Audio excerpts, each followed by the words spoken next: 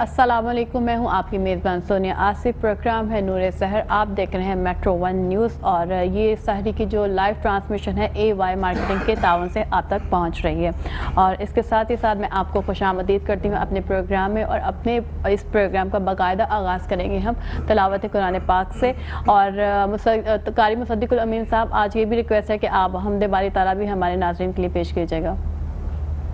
جی شکریہ۔ اعوذ باللہ من الشیطان الرجیم، بسم اللہ الرحمن الرحیم۔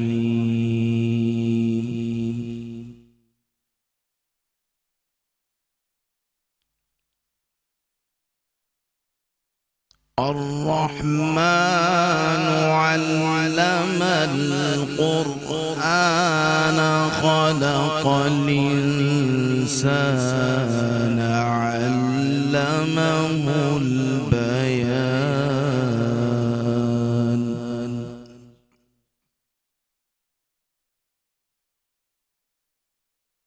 الشمس والقمر بحسبان والنجم والشجر يسجدان،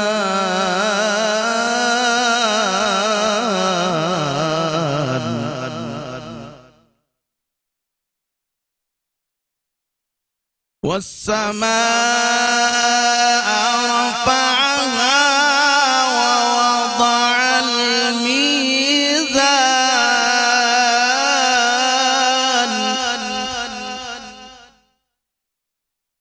ألا تطغوا في الميزان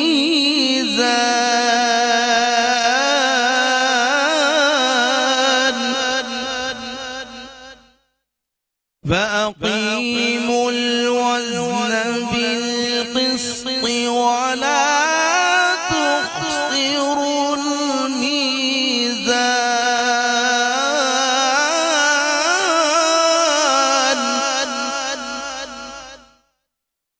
والأرض وضعها للأنام فيها فاكهة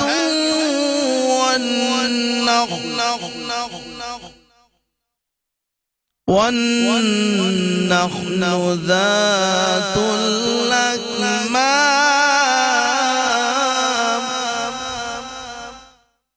والحب ذو العصف والريحان،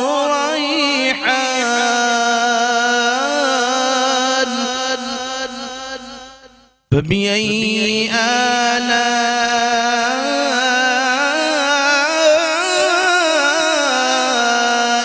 ربكما تكذبان؟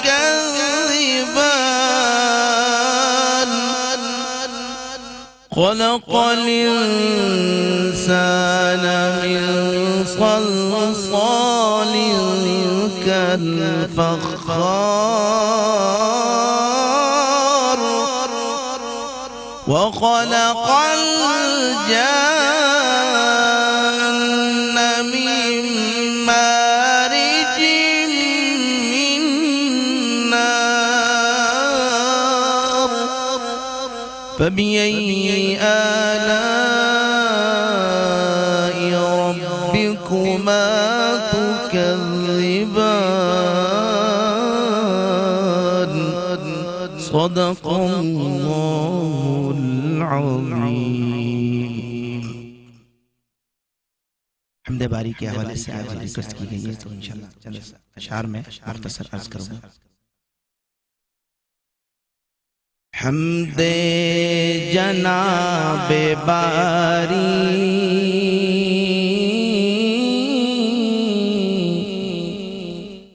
حمد جناب باری رکھو زباں پہ جاری،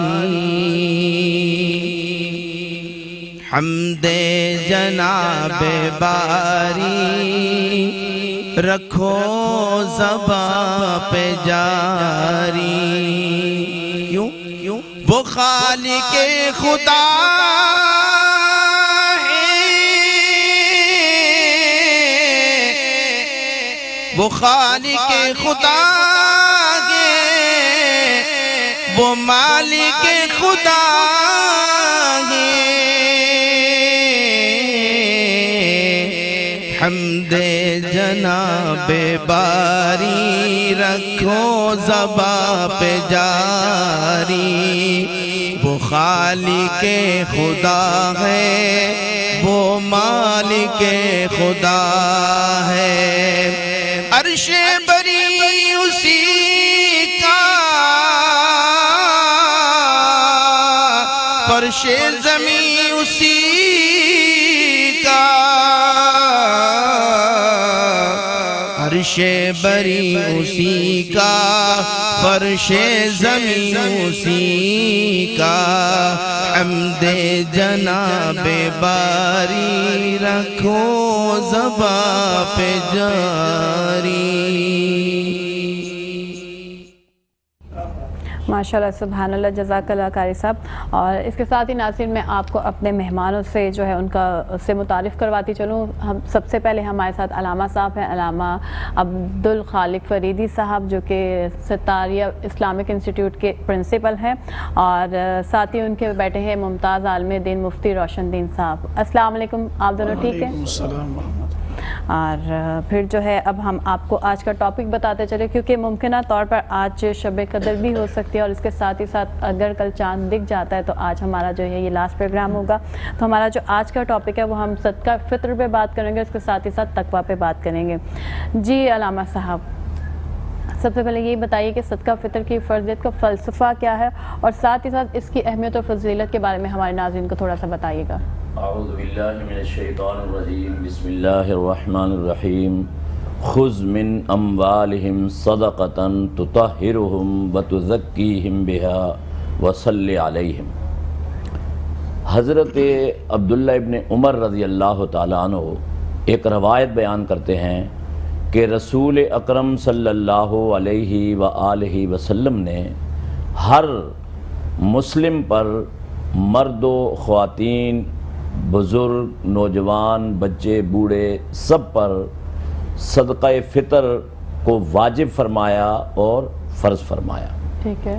یہاں تک کہ جو بچہ چاند رات کو پیدا ہوا ہے وہ اس کو بھی صدقہ فطر اس کی طرف سے بھی، جو اس کا کفیل ہے، جو اس کا گارجین ہے، وہ ادا کرے گا۔ ٹھیک ہے۔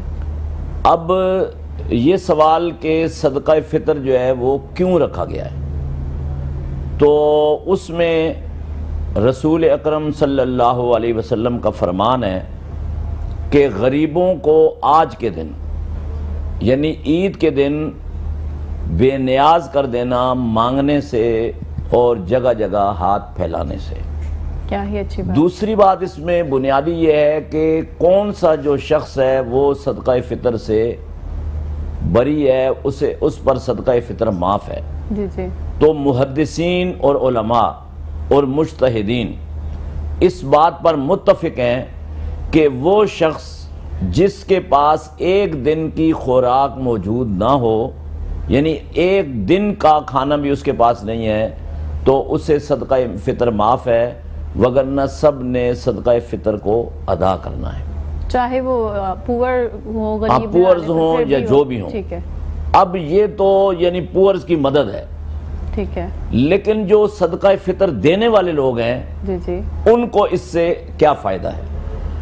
تو رسول اکرم صلی اللہ علیہ وسلم نے فرمایا کہ روزے کے دوران جو کمی، کوتاہی، کمزوری رہ جاتی ہے، جی جی، مکمل طور پر اس میں کچھ کمی کوتاہی ہو جاتی ہے، تو اس کمی کوتاہی کو دور کرنے کے لیے اور اس کمی کو بھی مزید ثواب میں بدلنے کے لیے جی جی، اللہ رب العالمین کے رسول صلی اللہ علیہ وسلم نے یہ صدقہ فطر ہمیں بتایا۔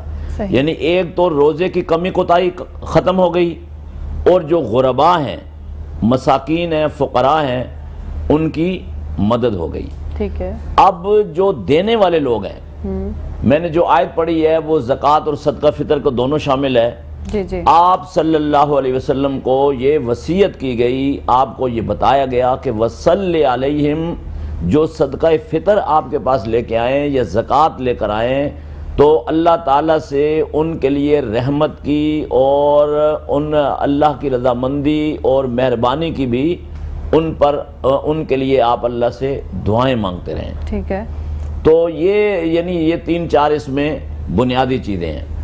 اور میں یہ سمجھتا ہوں اور اس پر بھی بہت سارے محدثین بات چیت کرتے ہیں کہ جو مال کی ایک بے پناہ محبت انسان کے دل اور دماغ میں پیدا ہو جاتی ہے اور اس کے متعلق قرآن مجید میں اشارات موجود ہیں کہ ان الانسان لربہ لکنود وانہ علی ذلک لشہید وانہ لحب الخیر لشدید، کہ انسان جو ہے وہ رب کا ناشکرہ ہے اور خود وہ اس بات پر گواہ ہے اور وہ مال کی محبت میں بہت زیادہ سخت ہے.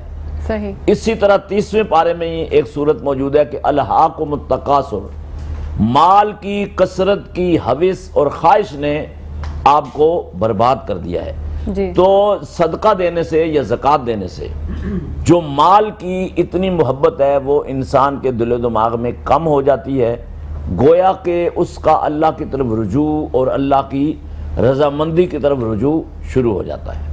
جی ناظرین، اس کے ساتھ ہی ساتھ میں آج کا جو سوال ہے وہ بتاتی چلوں. آج کا جو سوال ہے وہ یہ ہے کہ روزے کے کتنے فرائض ہیں؟ 3 آپشن ہے ہمارے پاس. پہلا آپشن ہے 7، دوسرا آپشن ہے 5 اور تیسرا آپشن ہے 3. اس کا جو صحیح آنسر وہ اپنے پروگرام کے آخر میں دیں گے. اور اس کے ساتھ ساتھ یہ بھی بتاتی چلوں کہ ہمارے اسکرین پر جو نمبر چل رہے ہیں آپ اس پر لائیو کال کر کے اس کا صحیح آنسر دے سکتے ہیں، ہمیں بتا سکتے ہیں. اگر آپ کو ہمارے علماء کرام سے کوئی سوال کرنا ہے وہ بھی کر سکتے ہیں، اور ساتھ ہی ساتھ اگر آپ کو ہماری شیف سارہ سے کوئی ریسیپی کی فرمائش کرنی ہے تو وہ بھی کر سکتے ہیں. جی روشن دین صاحب، مجھے یہ بتائیے گا کہ جو فطرہ ہے وہ کب دینا چاہیے؟ مطلب عید سے پہلے یا عید والے دن، اس کا صحیح ٹائم کیا ہے؟ بسم اللہ الرحمن الرحیم. علامہ عبدالخالق فریدی صاحب نے بہت خوبصورت گفتگو اس پر کی ہے جی کہ فطرہ تو فطرہ ہے کیا ہے. اس حوالے سے تفصیل سے بات سامنے آئی ہے. میں 2 چیزیں اس میں کروں گا کہ کب دینا چاہیے اور وقت کیوں مقرر کیا. جی فطرہ، اس کے 2 معنی اور مفہوم بیان کیے گئے. ویسے ایک کہ قرآن مجید میں فطرت اللہ التی للناس، فطرت اللہ للناس، جی کہ فطرت سے ہے. فطرت کا معنی ہے تخلیق، خلقت یا بناوٹ ہے. جی تو اس لیے کہ یہ انسان کی جو بناوٹ ہے، اللہ تعالیٰ نے جو خلقت کی ہے، تخلیق، یہ اس کا صدقہ ہے. جس طرح زکوٰۃ علامہ صاحب نے فرمایا کہ مال کا صدقہ ہے، تو اسی طریقے سے یہ جان کا صدقہ ہے. اور دوسرا اس کا معنی فطرہ جو ہے وہ افطار سے ہے. ٹھیک ہے. کہ ہم پورا مہینہ روزہ رکھتے ہیں تو اللہ رب العالمین کی طرف سے ضیافت اور افطار کا اہتمام ہوتا ہے یکم شوال کو. اسی لیے اسے عید الفطر بھی کہا جاتا ہے اور اسے فطرہ کہا جاتا ہے. اس کا تعلق عید الفطر سے ہے. ویسے جو اس کا صحیح وقت ہے وہ یہی ہے کہ عید الفطر کے دن صبح طلوع صادق سے لے کر نماز عید الفطر تک اسے ادا کیا جائے. لیکن اس میں یہ گنجائش رکھی ہے کہ چونکہ رمضان کے اس مہینے میں ضرورت ہوتی ہے غریبوں کو، مساکین کو، فقراء کو، تو گنجائش یہ رکھی گی کہ آپ اسے عید الفطر سے پہلے بھی ادا کر سکتے ہیں. ٹھیک ہے. اور عید الفطر کے بعد ادا کرنے کے حوالے سے سختی کے ساتھ منع کیا گیا کہ اسے پہلے ادا کریں، اپنی عیدگاہوں میں جانے سے پہلے اسے ادا کریں. اسی لیے کوشش یہ ہوتی ہے کہ رمضان میں اور رمضان المبارک کے آخری ایام اور بالخصوص چاند رات کو جو ہے ادا کیا جائے. اگر یہ بھی نہیں ہو سکتا تو کم از کم عیدگاہ میں جانے سے پہلے ہم اس سے فارغ ہو جائیں. مطلب جو ضرورت مند ہے ان کی جو ضروریات ہے وہ اپنی پوری. چونکہ مقصود یہی ہے کہ اللہ کی طرف سے ایک ضیافت کا اہتمام ہے، تو وہ عید کی ان خوشیوں میں شریک ہو سکیں جو اللہ رب العالمین نے ایک انعام کے طور پر عید الفطر افطار کا دن رکھا ہے، اور اس میں وہ اس خوشی میں شریک ہو سکیں. ممکنہ طور پر آپ جب پہلے ادا کرتے ہیں رمضان کے ایام میں ہی، تو اس سے ہوتا یہ ہے کہ لوگوں کو خریداری میں آسانی ہو جاتی ہے. بالکل. لوگ جو ہے اپنے گھر کا راشن خرید سکتے ہیں. لوگ اس دن جو ہے خوشی کے طور پر اگر اچھا لباس پہننا چاہتے ہیں تو غریب لوگ بھی اپنے بچوں کا لباس خرید سکتے ہیں. تو یہ ایک بہت ہی عمدہ ہے کہ انسان پہلے ادا کر دے. لیکن اس دن عید الفطر کی نماز سے عیدگاہ میں جانے سے پہلے ادا کرنا اس کو لازم قرار دیا. جیسے علامہ صاحب نے فرمایا کہ اس دن صبح طلوع صادق سے پہلے پیدا ہونے والے بچے پر بھی جو ہے یہ صدقہ فطر ہوگا. اور اگر کوئی طلوع صادق کے بعد انتقال کر جاتا ہے تو فقہا نے کہا کہ اس کا صدقہ فطر نہیں ہوگا، چونکہ طلوع صادق کے بعد انتقال کر جاتا ہے اس کا بھی صدقہ فطر دینا ہوگا، کیونکہ وہ طلوع صادق تک موجود تھا. کیا بات ہے، ٹھیک ہے، کیا بات ہے. تو اسی لیے یہ باقی تفصیل تو بتا دی علامہ صاحب نے کہ بہت زیادہ اہمیت کا حامل ہے کہ ہم صدقہ فطر کو اس وقت جتنی آڈینس سن رہی ہے، ہمارے ناظرین دیکھ رہے ہیں، ابھی بھی یہ 29ویں شب ہے، ہمارے پاس 1 یا 2 دن باقی ہے. کوشش کریں کہ جلد از جلد اس کو ادا کریں. یہ فریضہ ہے، یہ کسی بھی طرح سے معاف نہیں ہے. جی بالکل. جی ناظرین اکرام، چلتے ہیں ایک چھوٹی سی بریک کی طرف، کہیں مت جائے گا، لوٹ کر آئے گا نور سحر میں. شامدید کہتے ہیں آپ کو آپ کے اس اپنے پروگرام میں، اور کیونکہ حمد باری تعالیٰ ہے، بڑی قاری مصدق الامین صاحب نے تو خدا کا ذکر کرے، ذکر مصطفیٰ نہ کرے، ہمارے منہ میں ہو ایسی زباں خدا نہ کرے. تو نعت کے لیے میں گزارش کروں گی احمد بردر سے کہ وہ ہدیہ نعت پیش کریں. اے میرے مولا مولا مولا مولا، اے میرے مولا مولا مولا، اے میرے مولا مولا مولا مولا، اے میرے مولا مولا مولا، اپنا حرم دکھا دے دونوں جہاں کے مالک، اپنا حرم دکھا دے دونوں جہاں کے مالک، قسمت میری جگہ دے، قسمت میری جگہ دے دونوں جہاں کے مالک، اے میرے مولا مولا مولا مولا، اے میرے مولا مولا مولا. برسوں سے آرزو ہے طیبہ کی جو سجو گئے، برسوں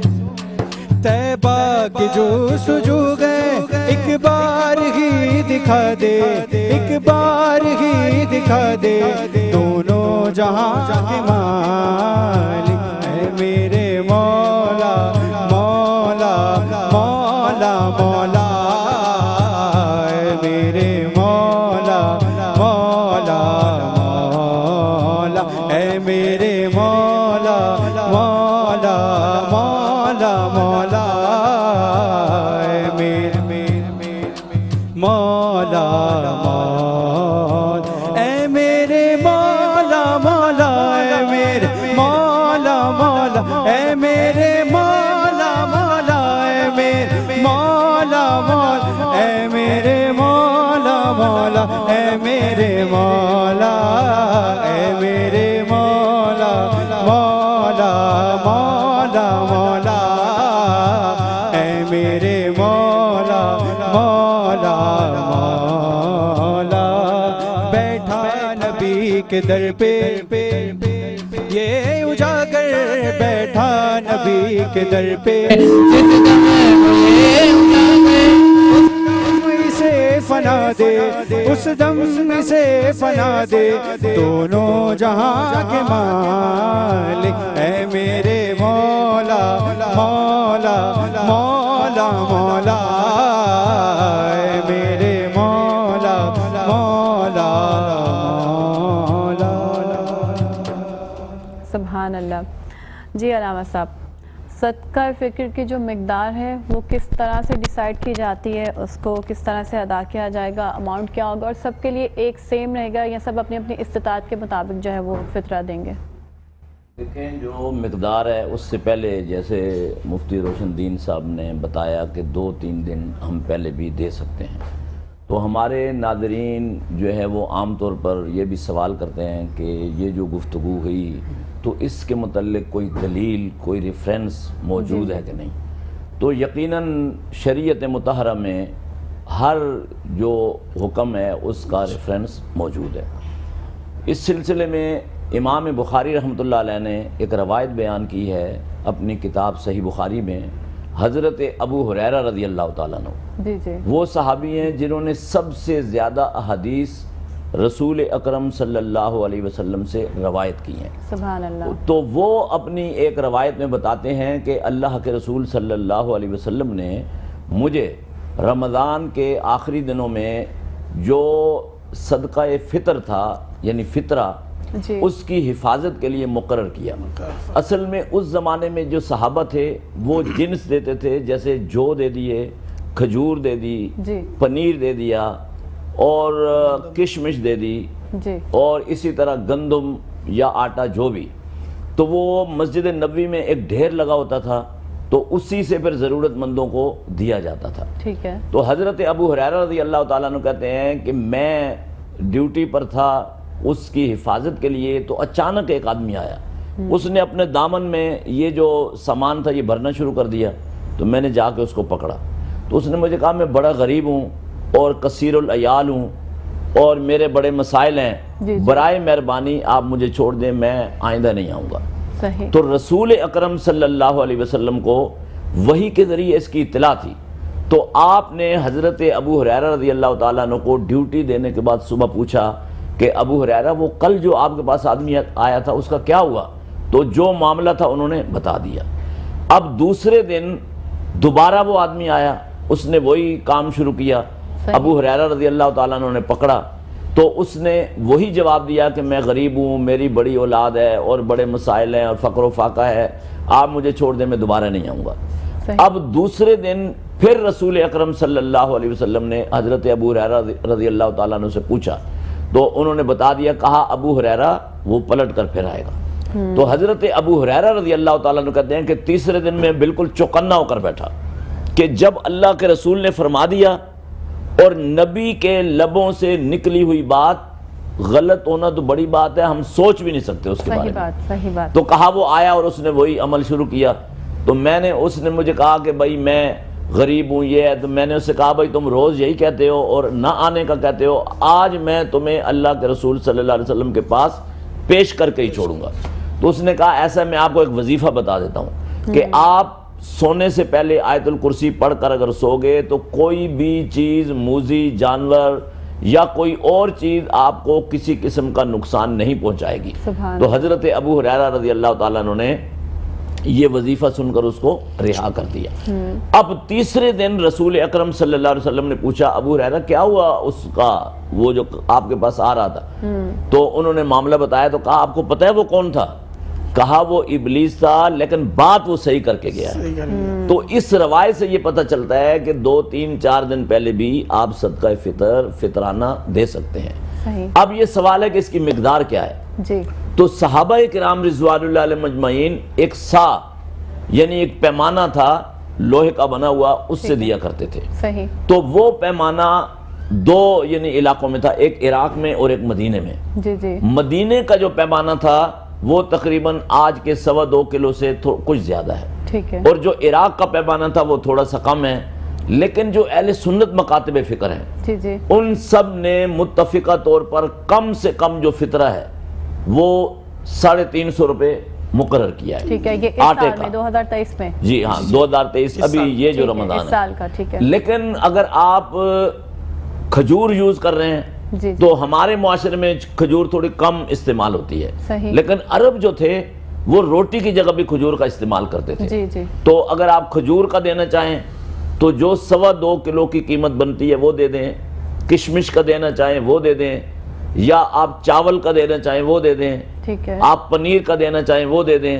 یعنی جس چیز کا آپ فطرہ دینا چاہیں 2.25 کلو کے وزن کی جو قیمت بنتی ہے وہ آپ ادا کر دیں. یہ ہے اس کی مقدار. مطلب کوئی ہارڈ اینڈ فاسٹ رول نہیں ہے کہ آپ کو گندم کا ہی دینا ہے یا آپ کو کشمش کا دینا ہے، یہ سب اپنی استطاعت کے مطابق یہ استطاعت کے مطابق اور ایک خوشی کے مطابق. ٹھیک ہے. مثلا میں اگر زیادہ مقدار میں دے رہا ہوں جی یعنی مہنگی چیز دے رہا ہوں جی جی.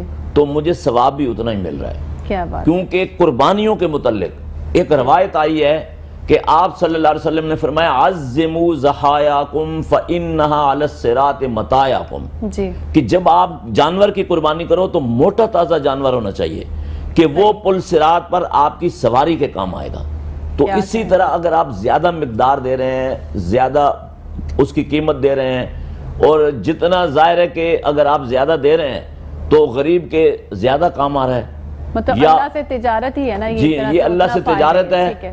اور اس تجارت کا جو آؤٹ پٹ ہے، میں ابھی ایک یعنی جملہ کہہ کر بات کو ختم کروں گا. سورہ بقرہ دوسرے پارے میں یہ آیت موجود ہے، من ذا الذی یقرض اللہ قرضا حسنا فیضاعفہ لہ اضعافا کثیرا، کہ جو اللہ کو قرض حسنہ دے رہا ہے، کیا بات ہے، تو اللہ سے تجارت کر رہا ہے، فیضاعفہ لہ اضعافا کثیرا، اللہ اس میں کئی گنا سے مراد ہے سینکڑوں گنا سے بھی زیادہ اضافہ کر سکتا ہے. اور کہا پھر اللہ چاہتا ہے تو اس سے بھی بڑھا دیتا ہے. کیا بات. تو لہذا اللہ کے ساتھ جو ہماری تجارت ہے اس میں ہمیں خوش دلی کے ساتھ، خوشگوار ماحول کے ساتھ، اچھے دماغ اور اچھے ذہن کے ساتھ اور اچھے ماحول میں ہمیں یہ دینا چاہیے. اور غربت کا نفع ہی نفع، نقصان تو کوئی ہے ہی، اس میں کوئی نقصان نہیں ہے. اور جو غربت کا ریشو اس وقت ہے اور مہنگائی کا، اور جس طرح لوگ پریشان ہیں، تو جتنا ہو سکتا ہے ہم ان کے آنسو پوچھنے کی کوشش کریں تاکہ ہمارا رب بھی راضی ہو جائے اور غریب کے گھر میں چولہا بھی چل جائے. بہت ہی پیاری بات. اور مفتی صاحب آپ سے یہ پوچھوں گی کہ فطرے کے حقدار کون لوگ ہیں؟ جی بالکل. میں ذہن میں جیسے علامہ صاحب نے بتایا کہ غریبوں کو بھی فطرہ دینا ہے، میں ابھی ذہن میں یہی سوچ رہا تھا کہ چونکہ جب گفتگو ہوتی ہے تو بہت سی باتیں کی اتنی جو ہے عمق میں جا کر علامہ صاحب گفتگو کرتے ہیں تو صاف ظاہر ہے بہت سی باتیں ایسی بھی ہمارے معاشرے میں کہ ہر چیز کو اٹھانا پڑتا ہے، ہر نقطے کو. صحیح بات. تو بالکل آپ نے سوال ہی فوراً جو ہے کر دیا ماشاءاللہ. تو کن لوگوں کو دیا جائے؟ اچھا اس حوالے سے یہ ہے کہ یہاں چونکہ ہمارے ہاں مختلف مکاتب اور مسالک بھی ہیں، تھوڑا سا اس پہ بھی میں بات کر لیتا ہوں کہ چونکہ فقہ جعفریہ ہے، فقہ حنفی ہے، اور جو سلفی فقہ ہے، اور اس طریقے سے اور بھی مختلف جہاں پہ جو ہے، تو صاف ظاہر ہے کچھ چیزوں میں اونچ نیچ بھی ہوتی ہے. بالکل ایسا ہی ہے. اور عشر اور جو زکوٰۃ کا نصاب ہے، یہ نصاب عام طور پر لوگوں کے ذہنوں میں یہ بیٹھا ہوتا ہے کہ جو نصاب ہے وہی نصاب جس کے پاس ہے تو وہی صدقہ فطر دے گا، یا ہم اس کو صدقہ فطر دیں کہ جس کے پاس اس نصاب سے کم مالیت رکھتا ہو یا جو ہے اس کا گزارا جو ہے آمدن کم ہو. صحیح. تو دیکھیں ایک تو دینے والے کے لیے بھی نہ عشر اور زکوٰۃ کا نصاب ہے، بلکہ جس طرح علامہ صاحب نے پہلے فرمایا کہ جو بھی شخص ایک دن کا کھانا رکھتا ہے اس سے زیادہ اس کی استطاعت ہے تو وہ صدقہ فطر دے گا. اسی طرح ہم ہر اس شخص کو صدقہ فطر دے سکتے ہیں جو زکوٰۃ لینے والا ہے. جو زکوٰۃ لینے والا ہے. زکوٰۃ میں ہم دیکھتے ہیں کہ دیکھیں جتنی مدات اس کی سورہ توبہ کے اندر بیان ہوئی ہیں، انما الصدقات للفقراء والمساکین والعاملین، یہ ساری مدات آتی ہیں. اس میں صرف اس چیز کو دیکھا جائے کہ صدقہ فطر دیتے ہوئے وہ شخص زکوٰۃ وصول کرنے والا ہے اور اس کی آمدن کم ہے اور خرچ زیادہ ہے. عمومی طور پر یہ ہوتا ہے نا کہ بعض لوگ دیکھنے میں ان کے پاس کہیں گولڈ رکھا ہوا ہے، یا کوئی پیسے ان کے کسی قرض میں چلے گئے ہیں، یا انہوں نے مکان تو تعمیر کر لیا. بعض لوگ کہتے ہیں جی فلاں نے بڑا اچھا مکان بنا لیا ہے. تو ہم اگر معاشرے کی ان چیزوں کو، نفسیات کو سامنے رکھ کے بات کریں گے تو سمجھانے میں اور سمجھنے میں آسانی ہوگی. تو بہت سی یہ چیزیں ہوتی ہیں ان کو دیکھ کے لوگ پیچھے ہٹ جاتے ہیں. تو اگر بچے زیادہ ہیں اور آمدن کم ہے تو ایسے لوگوں کو پہلی پرائرٹی پہ، فرسٹ پرائرٹی پہ رکھنا چاہیے. اور اس میں بھی ان لوگوں کو جو محنت کرنے والے لوگ ہیں، ریڑھی لگانے والے، ٹھیلا لگانے والے، مزدوری کرنے والے، دہاڑی دار ہیں، یہ لوگ ہماری ترجیح ہونی چاہیے. اس کی وجہ کیا ہے کہ معذرت کے ساتھ کہ رمضان شروع ہوتے ہی گاڑیاں بھر بھر کے کراچی میں لا کے جو چوکوں چوراہوں پہ پیشہ ور بھکاریوں کو چھوڑ دیا جاتا ہے. اور یہ جو پیشہ ور لوگ ہوتے ہیں نا، یہ صدقہ فطر لے جاتے ہیں، یہ زکوٰۃ لے جاتے ہیں، یہ خیرات اور عطیات لے جاتے ہیں. جو مستحق لوگ ہوتے ہیں، سفید پوش لوگ ہوتے ہیں، وہ رہ جاتے ہیں. صحیح بات ہے. ایک تو میں یہ کہوں گا کہ سب سے پہلے جو قرآن مجید کا اصول ہے اور دین اسلام نے ہمیں ایک بہترین ضابطہ دیا ہے اور سمجھایا ہے کہ سب سے پہلے اپنے رشتہ داروں کو دیکھیں، سب سے پہلے اپنے اقربا میں دیکھیں، اپنے قریبی عزیزوں کو دیکھیں، بیوائیں ہیں، یتیم ہیں، کمزور مساکین لوگ ہیں، ان کو دیں. اور اس کے بعد دوسرے نمبر پر اپنے معاشرے میں، اپنے آس پڑوس میں ان سفید پوش لوگوں کو دیکھیں جو محنت کرتے ہیں اور محنت کے باوجود ان کا گزارا نہیں ہوتا. یہ لوگ ہماری ترجیح ہوں. باقی جو ہٹے کٹے جو ہے پیشہ ور بیکاری اور جن کا کام ہی مانگنا ہے، زندگی بھر آپ ان کو دیتے رہیں، یقین جانیں پھر بھی انہوں نے مانگنا ہی مانگنا ہے۔ تو اس سے ہماری جو آڈینس ہے، ہمارے جو ناظرین ہیں، سننے والے ہیں، ان تک یہ پیغام جانا چاہیے کہ آپ اپنی اس رقم کو، اس صدقۃ الفطر کو صحیح مصرف پہ خرچ کریں۔ صاف ظاہر ہے کہ آپ کوئی بندہ کماتا ہے تو بڑی محنت سے کماتا ہے، اور بڑی محنت سے کمائی ہوئی رقم حلال مال ایسا نہ ہو کہ کسی ایسے مصرف میں جائے، کسی ایسی جگہ جائے کہ جہاں پر جو ہے آپ کا دینا نہ دینا برابر ہو جائے۔ پھر ہمارے دینی مدارس ہیں جو اپنی مدد آپ کے تحت چلتے ہیں، اور بہت سارے یتیم بچے بھی وہاں پل رہے ہوتے ہیں، غریب اور مساکین بچے پڑھ بھی رہے ہوتے ہیں، تو ان کو بھی اپنی ترجیح میں رکھیں۔ باقی میں بہت سے دیکھتا ہوں کہ ایک دسترخوان لگا کر اس کے اتنا پرچار کیا جاتا ہے، 365 دن اور ہر روز دن میں 3 بار دسترخوان لگتا ہے اور سینکڑوں بچوں کھانا کھاتے ہیں، یقین جانیں۔ تو ان کو بھی اپنے کم از کم زکوٰۃ، صدقات، عطیات میں شامل رکھیں۔ مدارس ہیں، پھر آپ کے جو معاشرے کے لوگ ہیں اور اپنے آفس میں کام کرنے والے لوگ ارد گرد، ان کا پتہ لگائیں کہ میرے ساتھ جو کام کرنے والے کولیگز ہیں یا جو نیچے بہت سے ایسے لوگ ہوتے ہیں، تو اب دیکھیں ان کی تنخواہیں بہت کم ہوتی ہیں، ہمیں معلوم ہوتا ہے ہمارے ساتھ کام کرنے والے لوگوں کی تنخواہیں کیا ہیں، اچھا ان کے گھر کے خراجات کیا ہیں، یہ بھی ہمیں معلوم ہوتا ہے۔ تو کم از کم ہم اس کو کوئی بھی نام دے کر، فقہا نے لکھا ہے کہ زکوٰۃ دیتے ہوئے اور اس طریقے سے آپ صدقۃ الفطر یا دیگر آپ نے نیت کر لی تو کافی ہے، بتانے سامنے والے کو بتانا ضروری نہیں ہے۔ آپ ہدیہ ہبہ، سوال پر آ رہی تھی کہ کیونکہ اگر رشتہ داروں کو دے رہے ہیں یا ہم پڑوسیوں، ان کی عزت جو ہے عزت نفس مجروح نہ ہو، تو اس کو ہم بغیر as a gift, as a عیدی دے سکتے ہیں۔ بالکل، آپ ان کو کسی بھی نام سے دے سکتے ہیں، تعاون کہہ کر دے سکتے ہیں۔ بیمار ہیں تو ان کی تیمارداری کے لیے جائیں تو انہیں دے دیں کہ بھائی یہ پیسے میری طرف سے اپنا علاج کرا دیں۔ آپ کی نیت زکوٰۃ کی تھی، صدقہ فطر کی تھی، وہ ادا ہو گیا۔ اسی طریقے سے آپ جو ہے کسی کی بچی کی شادی قریب آ رہی ہے عید کے بعد، تو آپ نے دیکھا کہ جی اس کے پاس اتنا خرچہ نہیں ہے کہ اس کے ہاتھ پیلے کر سکے، آپ اس کو دے سکتے ہیں۔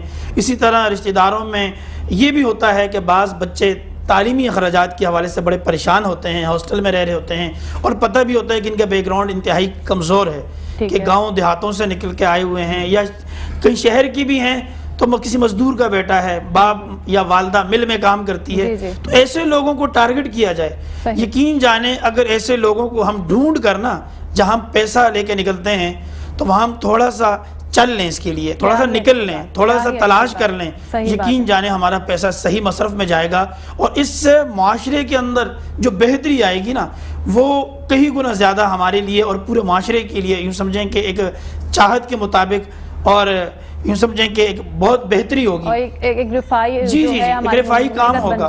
تو ہم اس کے لیے نکلیں، نکل کر ڈھونڈ کر تلاش کرنے کے بعد لوگوں کو دیں، تو میرا خیال میں ثواب بھی زیادہ ہوگا، اجر بھی زیادہ ہوگا، اور صحیح لوگوں تک یہ جو ہے صدقۃ الفطر اور زکوٰۃ پہنچ بھی جائے گی۔ وگرنہ جو گھروں میں دستک دے کے لینے والے، چوکوں چوراہوں پہ بیٹھے والے، سارے پیشہ ور لوگ ہیں، اور پیشہ ور لوگوں سے بچیں، پیشہ ور لوگوں سے بچیں۔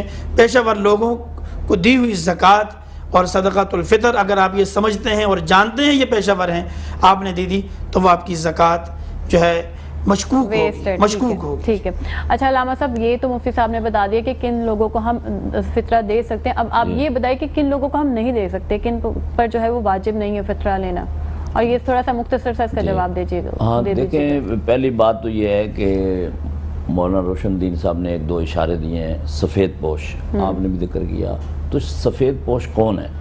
قرآن مجید نے ہمیں بتایا کہ لا یسألون الناس الحافا، وہ ہاتھ نہیں پھیلائیں گے آپ کے آگے، ضرورت مند ہے، صحیح بات ہے، لہذا آپ کو ان کو تلاش کرنا ہے، صحیح بات ہے۔ دوسری بات جو خاص طور پر اہل کراچی کے لیے سب سے اہم ہے کہ مختلف علاقوں سے جو لوگ لائے جاتے ہیں وہ پیشہ ور ہوتے ہیں، اور جب وہ پیشہ ور جو ہیں ان کے پیچھے یہ باقاعدہ ایک انڈسٹری ہے، ان کے پیچھے ان کے گارجین ہوتے ہیں جو ان کو بٹھاتے ہیں، اور وہ اس میں جو ہے مافیا ہے، تو لہذا اس سے بالکل آپ بچیں۔